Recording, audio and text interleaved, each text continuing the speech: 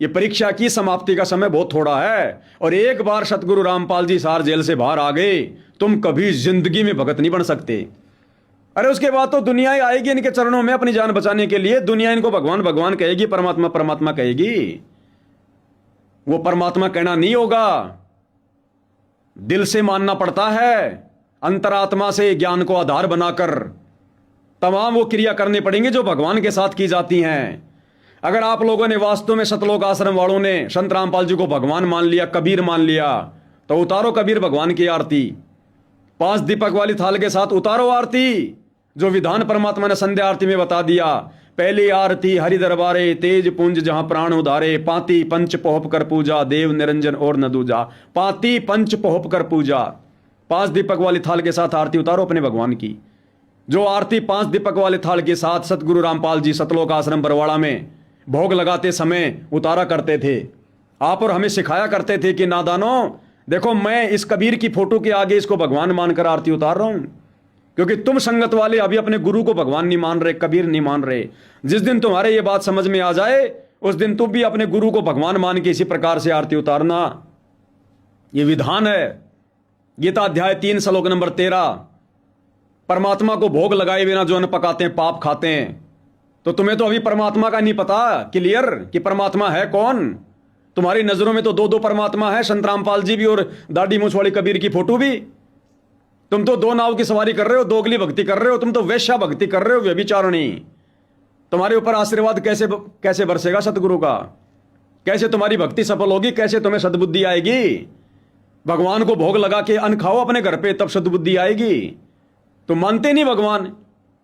आश्रमों में जा रहे हो, लड्डू जलेबी खा रहे हो, कागज की उस दाढ़ी मूछ वाली फोटो को भगवान मान के भोग लगा रहे हो। अरे वो तो काल का रूप है, काल ने मांग रखा है। तुमने सुना नहीं सत्संगों में, काल ने दाढ़ी मूछ वाला रूप बनाने का वरदान मांग रखा है। तुम तो काल की पूजा कर रहे हो इन आश्रमों में। वचन भर लो, वचन भर लिया, अकबर लिया भाई। न्यो बोला जी कि 4 युगों में 3 युगा में जीव थोड़े ले जाना, सतयुग त्रेता और द्वापर, और 4था युग जब आवे कलयुग कितने ले जाइयो। न्यो बोला वह बड़ी अड़ाई तन तया। अच्छा भाई कोई बात नहीं। दूसरा यह है कि मैं आपका रूप बना सकूं, मैंने ये आज्ञा दे दो। अरे संत रामपाल जी ने तो शुरुआत में मजबूरी थी उनकी, इस दाढ़ी मूछ वाली किसी के हाथ से बनाई गई नकली फोटो को भगवान बताना। अगर 1994 में संत रामपाल जी कह दें कि मैं कबीर हूं, तो कोई उनकी भक्ति भी ना करता। इसलिए अपने आप को छुपाकर, कबीर होते हुए अपने आप को छुपाकर, और उस कागज की फोटो को सामने रखा कि यह है कबीर भगवान। अगर ऐसा ना करते तो हम ही सवाल करते कि गुरुजी आप कहते हो कबीर भगवान, कबीर भगवान, कबीर भगवान कैसा है? तो गुरुजी कहते बेटा वो तो 650 साल पहले आए थे। उस समय बेटा कोई कैमरा थोड़ी था, मोबाइल थोड़ी था जो हमने उसकी फोटो खींच ली। तो हम ही सवाल करते कि गुरुजी बड़ी अच्छी बात कर रहे हो, श्री रामचंद्र जी लाखों साल पहले आए, श्री कृष्ण जी हजारों साल पहले आए, उनकी भी तो फोटोएं हैं। कबीर जी तो 600 साल पहले आए थे, उनकी फोटो क्यों नहीं हो सकती?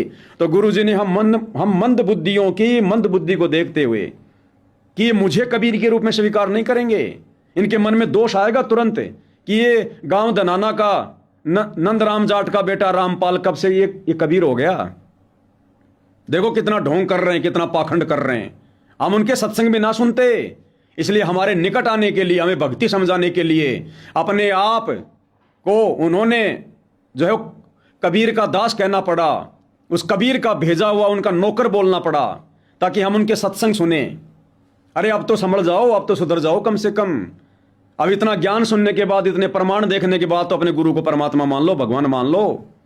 जो काम वे वर्तमान में कर रहे हैं, भक्तों को जो भक्ति लाभ दे रहे हैं, ये मोटर पाइप वाला नहीं, ये तो समाज सेवी लोग भी करते हैं, सरकारें भी देती हैं। तुम नहीं देते जबरदस्ती, तो सरकार देती है उनको मोटर पाइप।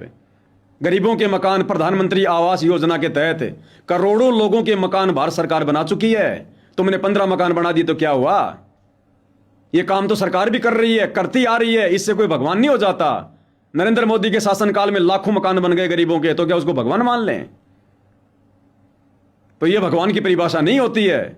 भक्ति करते करते जो लाभ देता है परमात्मा, मृत्यु टाल देता है साधक की। जो सुख परमात्मा दे रहे हैं इस कलयुग में, जिन बुराइयों से हमें गुरुदेव भगवान ने दूर कर दिया, जो मानसिक शांति हमें गुरुदेव भगवान की भक्ति से मिली है, ये परमात्मा कर सकता है, दूसरा कोई नहीं कर सकता। असाध्य रोगों को ठीक कर देना, बिगड़े हुए कार्यों को परमात्मा ने जो है मतलब ठीक कर दिया। तो अब तो कम से कम भगवान मान लो, परमात्मा मान लो। क्या हमेशा दो नाव की सवारी में सफर करोगे? समय निकल जाएगा। फिर पूछते रहना संत रामपाल जी को भगवान भगवान कह के। जैसे रामचंद्र जी के जाने के बाद आज उनके बड़े बड़े मंदिर बना दिए, जय श्री राम जय श्री राम। श्री कृष्ण जी के जगन्नाथ जैसे मंदिर बना दिए, हरे कृष्णा, लेना देना कुछ नहीं अब। तो गुरु के रहते सहते उनको परमात्मा मानो, उनको प्रसन्न करो, साथ संगति से जुड़ के सत भक्ति करो। गुरु जेल से बाहर आएगा भक्ति से प्रसन्न होके। ये फालतू की समाज सेवा भक्ति मार्ग में नहीं चलती है। ये काम अगर गुरु ने करना होता, इस विधि से लोगों को अपने चरणों में लगाना होता। ये तो समर्थ है जिसने 1 सेकंड में सुदामा की सुदामापुरी रच दी श्री कृष्ण रूप में। ये क्या नहीं कर सकता? ये समर्थ है। परमात्मा कहते हैं ये परमात्मा सतलोक से एक मुट्ठी दाना फेंक दे 100 वर्ष के लिए, यहां किस ब्रह्मांड में कितने जीव हैं उन सब के लिए पर्याप्त है। एक मुट्ठी भर के भी दाने फेंक दे तो यहां सतलोक से। तो ये परमात्मा चाहे तो 1 सेकंड में सबके महल खड़े कर दे। 1 सेकंड में मौला जल से थल करे, थल से जल कर दे। साहिब तेरी साहिबी श्याम कहूं के सवेत।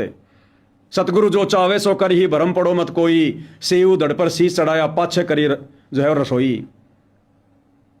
क्या नहीं कर सकता ये परमात्मा? साहिब से सब होता है, बंदे से कुछ नहीं। वो राई से पर्वत कर दे, फिर पर्वत से राई। लेकिन इस तरीके से नहीं करता ये ज्ञान मार्ग है, भक्ति मार्ग है। पहले भगत को ज्ञान समझाएगा, फिर उपदेश देगा। फिर भगत जितना मर्यादा में रह के भक्ति करेगा उतना ही परमात्मा उसको लाभ देगा, उसके धंधे में बरकत देगा, उसकी फसल में बरकत देगा, उसके पशुधन में परमात्मा उसको बरकत देगा, बच्चे नौकरी लग जाएंगे। इस आधार से देता है ये भगवान है। ऐसे मोटर पाइप बांट के अपना भगत नहीं बनाता, ना कभी इसने आज से पहले कभी बनाए। ध्यान रखना इस बात का। सेव शमन नेकी कितने गरीब थे, अपने सतगुरु को भोजन करवाने के लिए उनके घर पे आटा नहीं था। क्या वापस आते समय परमात्मा ने उनका मकान बनाया क्या? अरे बनाया क्या? नेकी के सर पर ढंग का कोई कपड़ा नहीं था ओढ़ने के लिए। क्या परमात्मा उसको 2-4 उसको सूट दे के आए क्या? सतगुरु का यह तरीका नहीं है। उन्होंने सतगुरु को प्रसन्न किया, उस परीक्षा में पास हुए। नुक्ते ऊपर रीजेगा रे, कोटि कर्म जल जाए तुम्हारे।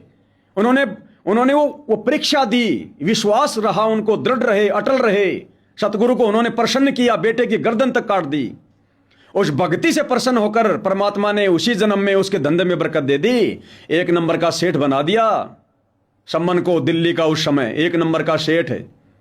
परमात्मा ने वैसे नहीं दिए जाके, ले बेटा ये हीरे चांदी मोती मकान बना ले, तू बहुत गरीब है और तुम जगत वालों के बना रहे हो। तुम्हारी बुद्धि भ्रष्ट हो गई। तुमने संगत को भी पाप का भागी बना दिया, पाप का भागी। अब उन मकानों में बैठ के कोई हनुमान जी की आरती उतारेगा, कोई शंकर जी की आरती उतारेगा, कोई शाम को दारू लाके पिएगा, रिश्तेदार आएंगे उन्हीं मकान में बैठ के बीड़ी पिएंगे, कोई राजनीति की बात करेगा। तुमने संगत के भी कर्म बिगड़वा दिए, संगत के भी। ध्यान रखना।